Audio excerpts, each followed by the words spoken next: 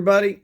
Just ran home on lunch to paint a couple dudes. I'm on a bit of a deadline here, and I'll go into that in a minute, but I'm trying to get a couple Napoleonic units done this month. So hopefully 5 or 6. If I can do 7, that would be amazing. That'll help my OPC 2025 points. If you haven't done that on the Plastic Crack podcast. How many units can you crank out in the entire year competition going on? So what the heck, might as well jump in on that action. And then and also I'd like to have a big Napoleonic game in March, so aiming for that. Right now I'm doing Duchy of Warsaw guys for Perry Miniatures. Just these kits are anything Perry Miniatures is great, and these things they work for me. They look stupid, but it's okay. Alex at Storm of Steel, if you haven't seen his channel, please go check it out. He was wearing these on one video, and I was like, those are awesome. And I just basically fell in love with them. It takes a minute to find the strength that kind of gives you the detail you want to see without giving you a gnarly headache. But some of you guys might have been using these things for years, but they really kind of work for me. I wear bifocals normally, so nothing else to say on that. So the big things I'm working on. Well, just got done with that Chain of Command game, which was a blast. I like the way the armor on armor or anti-tank guns on armor system works compared to bolt action. It was really cool that my Zis 3 for the Russians kept on banging away at the Sturm Tiger and bouncing it. That was kind of cool, I thought, and probably realistic, because it's kind of like, you ever seen I think it's Fireball Forward or with Telly Savalas. It might have been Battle of the Bulge. I can't remember which one it was, but he was a tank commander in both of them. I think he was in a Chaffee up against Tigers that were actually patent tanks, but you got to do what you got to do in the 1960s making a movie. And they were shooting at the Tigers, and they just kept bouncing off, and the Tigers just kept coming. And then he was like screaming at one of his gunners, or one of his guys. He's like, it's like hitting it with tennis balls. And that's probably what that Zis 3 crew felt. They hit that Sturm Tiger 4 or 5 times, actually maybe 5 or 6 times, and it deflected off every time. And on the other side of things, the Sturm Tiger, the Sturm Tiger didn't do much, just did a lot of HE explosions in the woods against the Russian infantry. But the other German armor, the Pak 40, took out that T-34-85 with one shot. And then the the Jagd Tiger and the Elephant both incinerated those ISU 152s. That was like one shot, one kill, which probably was realistic, because that's just, those 2 guns were insane. When you're playing big Chain of Command, you build a tank platoon. The force support lists out how many points each piece of armor for each specific country is, how much it costs, and then basically, if you want to balance, you would add those points up for your 2 opposing tank platoons and put them together. And I kind of did that. I think I came up with the same score, but yeah, those maybe the IS-2, if it would have gotten to the battle, it could have done some serious hurting, but I think it would have been standing alone by the time it got there, because I really think everything was blown up except for one T-34-85, which was about to get fired on by a Pak 40, which probably would have destroyed that. And there's just been one piece of armor left. You had one IS-2 versus a Yog Tiger, an Elephant, a regular Tiger, a Panther, and a Sturm Tiger. And the Pak 40 too. I don't see it happening. And the Soviets didn't have anything else that could. I mean, they had I think an 81 millimeter mortar. I just don't think that would have penetrated any of that stuff. Maybe one of their 120s, if the Germans would have got out and let their engines running and just kind of got out and walked around, give a chance for the mortar to zero in on the target. Maybe that's about it. But no, I kind of called it right away. Plus, there was the entire force morale was collapsing, which it was kind of great. I like that force morale system because it really was time to pack it up, because it would have been infantry trying to stop those beasts, and that would have been horrible. Plus, the German infantry was right there. They could have come out as well filtered in behind the tanks, and it would have been an absolute slaughter. But it's okay. It's a campaign, so the Russians got out of there. They'll be back. Don't worry. And now that I know, that was my really first big tank platoon, so now I know I'm going to have to tweak a couple things. But it was very entertaining. And I learned a lot. So that was really the whole point. We play these games is to have a good time and to learn. And, that's about it. So entertainment and a good time. So that's why I do it, at least. So what do we got going on? And if you haven't watched my channel before, I am the master of the tangents. I am the Jedi master of getting lost and random thoughts. So I'll pre-apologize for that right now. I have owned the rules for Pickett's Charge, which was David Brown, for a long time. And I do not have an excuse why I have not played a game of Pickett's Charge. I don't know. I think I bought them the same time right after I bought GDA, the original. I didn't have any Civil War stuff. This is me trying to figure out why I didn't do it, but I really don't have an excuse. But I'll just do some talking. So if any of you are in the same boat, you can go, okay. So then I got all my Civil War guys painted. I had enough to actually play a game of Pickett's Charge. And in the back of my mind, GDA 2 had already come out. So I was like, oh, maybe they're just going to come out with Pickett's Charge 2. So I kind of got paralyzed by that. That's the same reason I didn't play a Chain of Command game, because I knew that a second Chain of Command's coming out, but it's not coming out till like March or April or whatever, all right? So at the big convention you guys are having over there in England.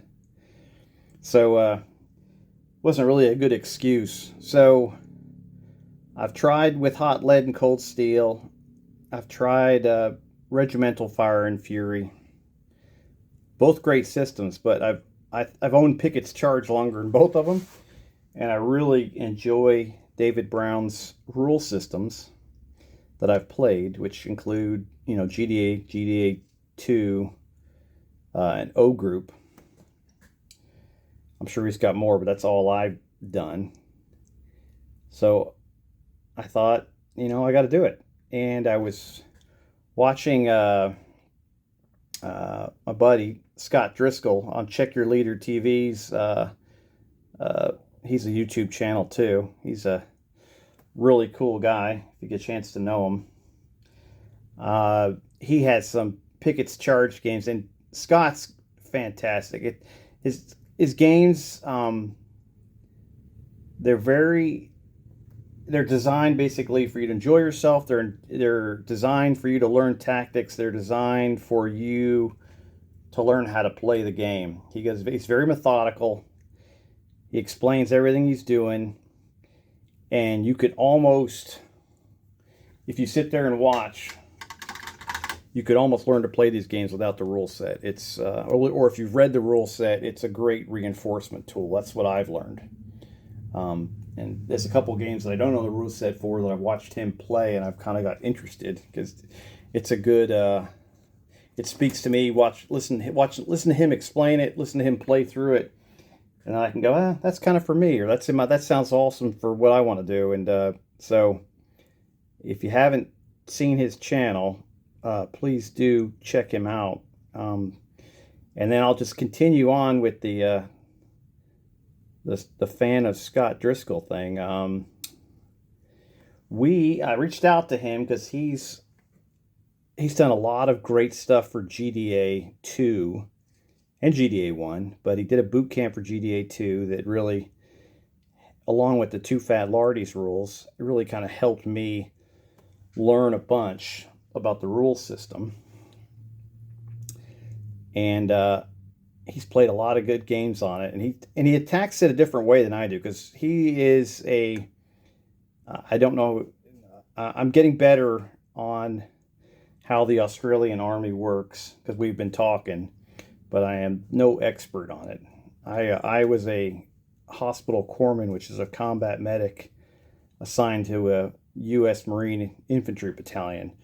So I'm dangerous enough where I know some stuff, but tactics I don't know. Scott attacks his miniature wargaming hobby probably very similar to he attacked his job in the military. He was like a sergeant major, and then the warrant officers are different in the Australian Army compared to the way they are in the U.S. Heck, I think the Marine Corps is different from the way warrant officers are different in the Army. But yeah, he did like 39 years or something in the Australian Army, which is cool. And so his miniature wargaming,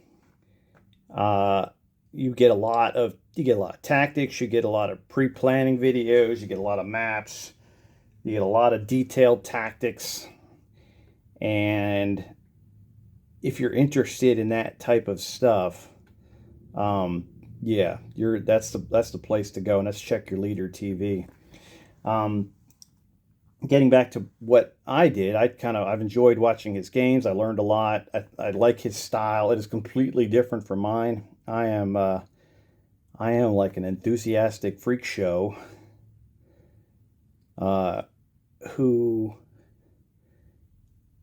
probably is a complete and utter combat, ineffective with tactics. People know what they're doing with these games, or with what they're doing in the real military, will be like, this guy needs help.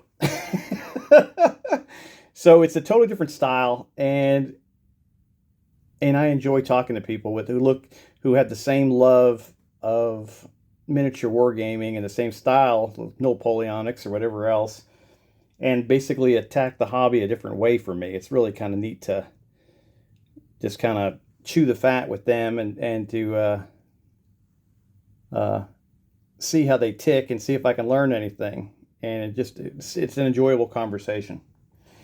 So I reached out to him a couple weeks ago, and I was like, would you be interested in doing some joint basically battle reports and battles in my 1815 Napoleonic campaign, which is fictional. It's a fictional 100 Days War thing. And basically, he was very excited about it. We've emailed back and forth. We've sent each other just like links to videos on what we're thinking and stuff like that. And then we've talked on Messenger, and we've got a good idea of what we want to do. We're still hashing it out. Basically, I've sent him a lot of the stuff for my order of battle, the campaign map I was using. And I think he's going to try to make some sense out of it and make it more, put some more actual military thought behind it. So, and he'll kind of probably throw his own spin on developing out the story, which is fine by me, because it's, that just makes it that much better when you got somebody else's opinion and intelligence involved in what you were already doing. It was hilarious because he was explaining why Napoleon actually went the invasion route that he chose to do, and had to explain the whole military tactics behind it all. And then he was laughing at me for coming in via Tournai. He's like, "Oh no, that was horrible. you would have got your butt kicked in about 2 seconds." And I'm like, "Yeah, I'm definitely not advertising myself as some kind of military maestro. Yeah, if I was leading the show, we'd be in trouble. I didn't even really. I was in no interest even when we were when I was serving with the Marines. I was like, you guys just take me where I want to go, and I'll just make sure if anyone gets hurt, I'll kind of put them back together again real quick. That's kind of my specialty. So he's working on that. He's putting. He also has the Blucher rules, which I guess he showed me some of that stuff. Which has got some great campaign stuff in it. So we're going to try to basically at least in March have a twin battle where I have my forces, which aren't as developed as his because he's been doing this hobby a lot longer than I have. He's one of you old school guys that have been miniature wargaming for a long time, and I was someone who wished I would have got into it when I was younger, but just never really thought I was any good at painting, so I never really decided to. And now I'm kind of like, yeah, I'm just gonna figure it out. But I'm gonna have a big battle with my guys, with Napoleon, and probably Soult and Ney and have like a 2 divisional battle, and then he's gonna split off. And that'll be against the, my forces, which are predominantly French with some Italians, some Prussians, some Swiss. Now I'm going to have Bavarians because they're over there. I got the Victrix Bavarian box against British Hanoverians. And I have a very small amount of Prussians, Austrians, and Russians. And so that Napoleon will take and try to bash that command and not allow Blucher, who's coming in from the east. Scott actually knows where they're going to be. He kind of figured it all out on the map.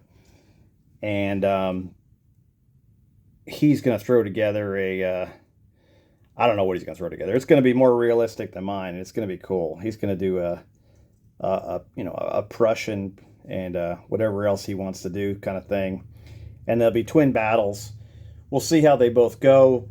We're probably going to alternate, basically talk to each other during the game, pitch in tactical ideas. So it'll be almost like us playing the same game with different commands. I don't know who will be French or will be Allied, and we'll figure that out later yet. We haven't hammered that out yet. And all right, cool. And we'll go from there. So then once the battles are over, we'll kind of do some thought process of what actually happened, break it down, what would be the next move, and then we'll do something else. So I'm hoping this will be a long partnership of just some fun and to bring some really cool games to the community. So that's the plan, and to have a good time while we're doing it. So it really checks all the boxes for me. I think Scott feels the same way. He's I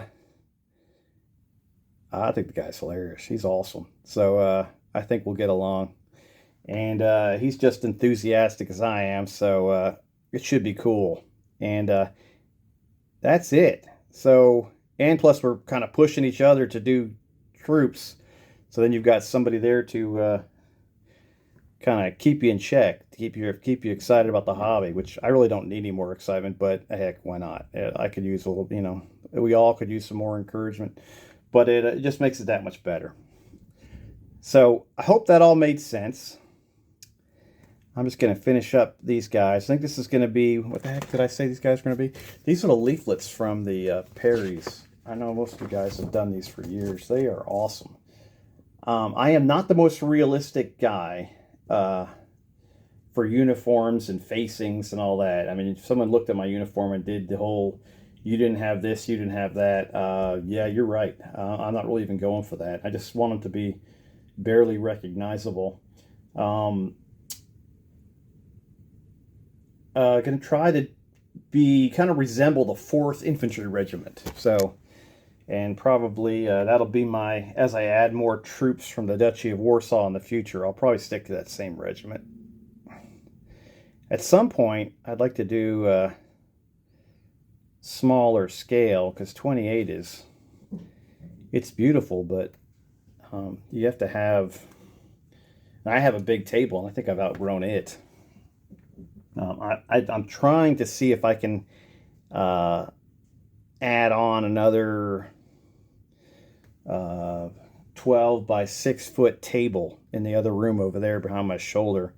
So that'll get me up to, what's that? So I'm at 17 now, plus another 12 foot. I'm at 17 or I'm at 15? 15, sorry. I'm at 15 foot by 7 now. So that'll make me, what, you can do the math there, and adding on a 12 foot to that. So that'll make me a 27 foot, but, you know, somewhere between, and then you could do the square footage from 7 and 6, but I just don't have a room to do a 7 foot mat over there. But I can squeeze in 12 foot length at 6 feet, so it just fits.